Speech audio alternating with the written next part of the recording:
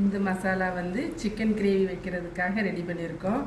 இதில் வந்து தக்காளி, வெங்காயம், கருவேப்பிலை, கொத்தமல்லி, சோம்பு, சீரகம், மிளகு, தேங்காய் இதெல்லாம் போட்டு வதக்கி எடுத்து வச்சுருக்கோம்.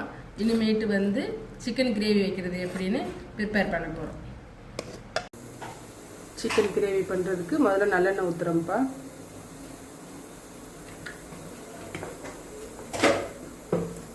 சோம்பு போடுறோம், வெங்காயம் போடுறோம், போடுறோம்,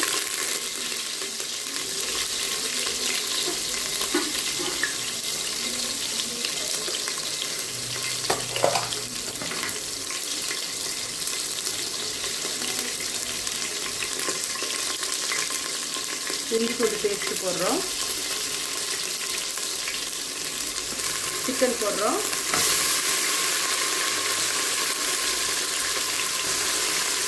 சிக்கன் கொஞ்சம் நேரம் வதங்கட்டும். உருளைக்கிழங்கு வேணுன்றவங்க உருளைக்கிழங்கு போட்டுக்கலாம், இல்லைன்னா வேணான்னா கூட போடாமல் இருக்கலாம். நான் போடுறேன்ப்பா.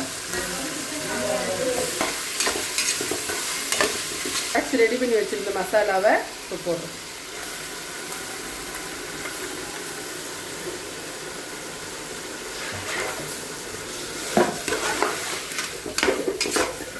கொஞ்சம் போடுறோம்ப்பா. இது போட்டால் கொஞ்சம் நல்லா இருக்கும், டேஸ்டாக இருக்கும்.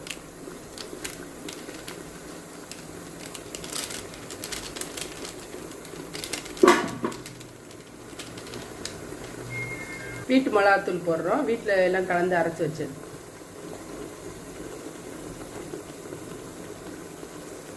தேவையான அளவு உப்பு போடுவோம்ப்பா.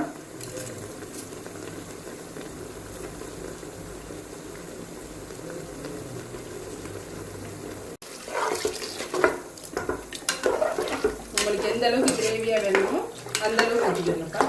நான் உங்களுக்கு தண்ணியாக இருந்தால் தேவைன்னு பார்க்குறேன், அவங்க தண்ணியாக தான் வைப்பேன்.